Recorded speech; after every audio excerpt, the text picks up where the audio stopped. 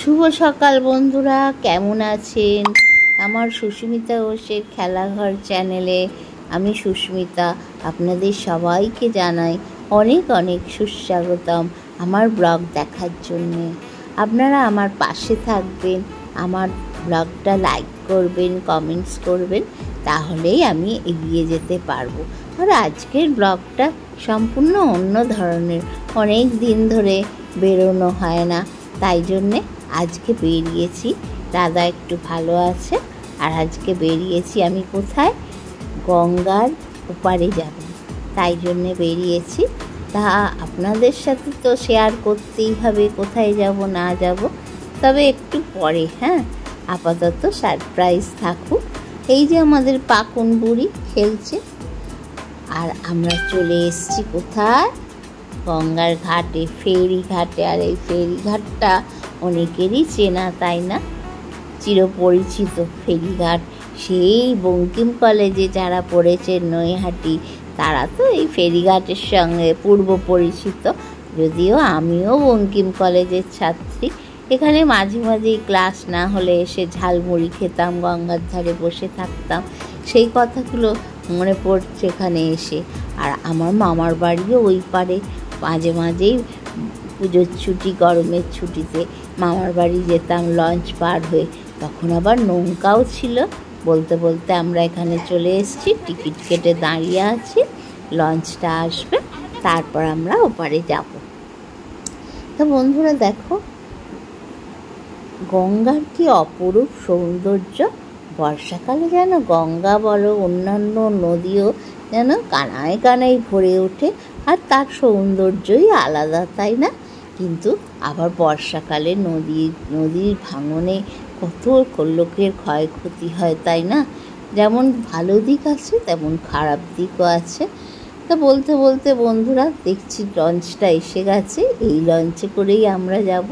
আর লঞ্চের যাত্রীরা আস্তে আস্তে নেমে যাচ্ছে। ওরা চলে গেলেই আমাদের এই গেটটা খুলে দেবে, আমরা যাব কোথায়? ওপারে যাব। আর ওপারে কি আছে? চন্দননগর, চুঁচড়া। চন্দননগর তো সবাইয়ের পরিচিত, ফরাসি পর্তুগিজদের শহর, মানে পর্তুগিজরা ওখানে ছিল। ভালো ভালো জিনিস আছে দেখার, তা তোমরা সবাই জানো। তা আজকে আমি যাচ্ছি ওপারে। এই যে লঞ্চে উঠে পড়েছি বন্ধুরা, দেখো লঞ্চটা কি ভালো লাগছে না, ভেতরে বেশ হাওয়া টাওয়া দিচ্ছে। এখনকার লঞ্চ অন্যরকম, আগে ছিল পুরো ঢাকা। আগে যখন মামার বাড়ি আসতাম না, পুরো ঢাকা লঞ্চটা ছিল, আর এখন খোলামেলা লঞ্চ। তাই জন্যে সব জায়গা থেকে, আর আমরা কি করতাম বলো তো, ওই জানলার ধারে বসে ওবার মুখটা বাড়িয়ে থাকতাম জানলা দিয়ে, যাতে গঙ্গা দেখা যায়। আর এখন কি সুন্দর খোলামেলা লঞ্চগুলো হয়েছে, দেখুন বন্ধুরা, কি ভালো লাগছে না? ওপরে একটা ছই মতো দেয়া, বেশ সুন্দর লাগছে লঞ্চটা দেখতে। তো যাই হোক, ভিতরে বসেছি আর গঙ্গা নদীটা একটু দেখছি। মাঝ নদীতে গিয়ে একটু পয়সা ফেলে দিলাম, বেশ মাঝখানে চলে এসেছি। আর চারপাশে মেঘ করে এসছে, বৃষ্টিও পড়ছে। আর বৃষ্টির টিপ টিপ বৃষ্টি গঙ্গায় পড়লে এত সুন্দর দেখতে লাগে না, কি বলবো।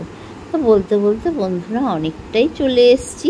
আর বর্ষাকালে নদী অনেক চওড়া লাগে, অন্য সময় যেন লঞ্চে উঠি আর নাবার টাইম হয়ে যায়, তাই না? কিন্তু আজকে কি, আজকে দেখো নদীটা কি চওড়া লাগছে, গঙ্গা নদী। আর ওপারে হুগলি ব্রিজ ওই দিকটায় দেখা যাচ্ছে, ওই সাইডটায়, হ্যাঁ ওই সাইডে হুগলি ব্রিজ দেখা যাচ্ছে, ওই যে একটু একটু দেখা যাচ্ছে। আর ওই পারের বাড়িগুলো যেন আরও কাছাকাছি হয়ে আসছে, তাই না? ভালোভাবে দেখা যাচ্ছে। তার কারণ হচ্ছে আমরা ওপারে প্রায় পৌঁছে গেছি, তাই না? তাই জন্যে ওপারের বাড়িগুলো ভালোভাবে দেখা যাচ্ছে। আর এপারটা ক্রমশ ক্ষীণ হয়ে আসছে, যেহেতু এপার ছেড়ে চলে এসেছি। তা বন্ধুরা নামার সময় হয়ে গেল, এইবার আমরা নামবো। তার আগে একটু দেখি কচুরিপানাগুলো কেমন, দেখো স্রোতের মধ্যে ভেসে চলেছে, তাই না? স্রোতের অনুকূলে কচুরিপানাও ভেসে যায়, স্রোতের অনুকূলে কচুরিপানাগুলো ভেসে চলে যাচ্ছে। আর কচুরিপানার কিরম বেগুনি বেগুনি ফুল হয়েছে কিন্তু। বলতে বলতেই আমরা চলে এলাম লঞ্চের পাড়ে। এইবার আমরা নামবো, নেমে আমরা যাব ওপারে। তা বন্ধুরা, এপারে চলে এলাম, এসে ম্যাজিক গাড়িতে উঠলাম। আমি বললাম টোটোতে উঠবো না, ম্যাজিক গাড়িতে উঠবো। ম্যাজিক গাড়িতে উঠতে বেশ ভালো লাগে, আর বাইরের জিনিসগুলোও বেশ সুন্দর দেখা যায়, তাই ম্যাজিক গাড়িতেই উঠলাম।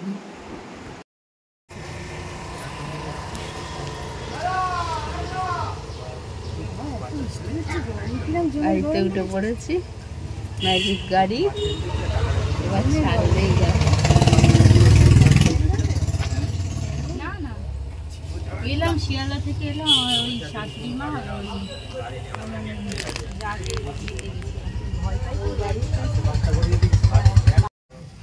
তো বন্ধুরা, আমরা উঠে ম্যাজিক গাড়িতে বসে আছি, আর ড্রাইভার দাদাকে বলছি ছাড়বে না। ড্রাইভার দাদা বললেন যে আর একটা লঞ্চ এলে ছাড়বে।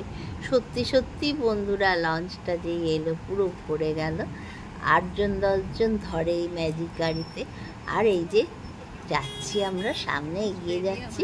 এটা কি বলুন তো, চুঁচুড়ো ডাব স্কুল একদিকে, আর এদিকে চুঁচুড়া স্টেডিয়াম। এখানে অনেক রকম খেলা হয়, এখনও ফুটবল খেলা হচ্ছে। আর স্টেডিয়ামটা দেখতে কি ভালোই না লাগছে, তাই না? মেঘলা দিনে যেন খেলার জায়গা দেখতে আরও ভাল লাগে। আর খেলার জায়গা মেঘলা দিন মানেই মনে হয় যেন ফুটবল খেলা হচ্ছে। নিশ্চয়ই খেলা হচ্ছে, এখানে তো খেলারই জায়গা। তা বন্ধুরা, আমরা এগিয়ে যাচ্ছি সামনের দিকে ম্যাজিক গাড়ি করে।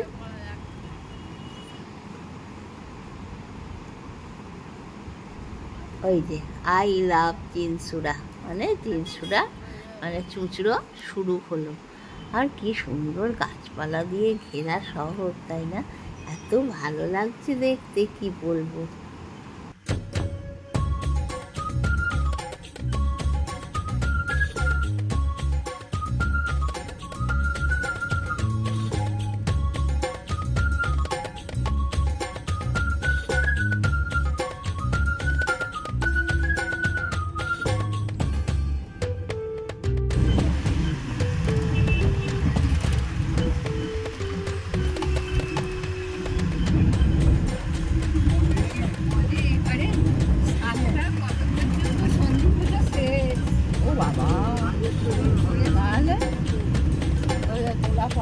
দাদুর বাড়ি ছিল না,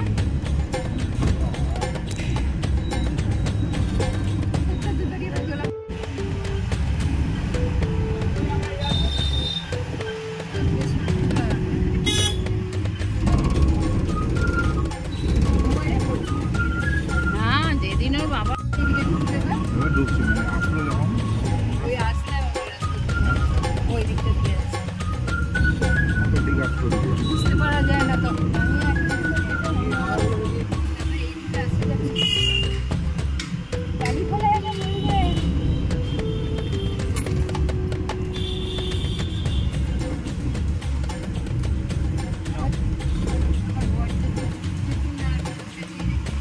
তাই ওই ছেলেটার ওই করেই গেল। একটা জিনিস সবাইকে না দিলে হয় না, ভালো একদিকে, একদিকে পরিশ্রম। শ্রাবণী মেলাটা কোথায় কে জানে?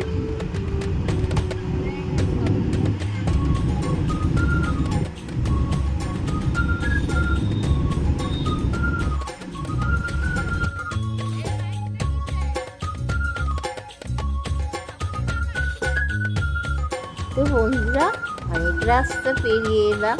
আর এই দেখুন, এখানে যে লাইট দিয়েছে না, এই লাইট দেওয়ার জায়গায় কি হচ্ছে বলুন তো, শ্রাবণী মেলা। রাতেই লাইটগুলো যখন জ্বলে উঠবে, কি ভালোই না লাগবে, তাই না?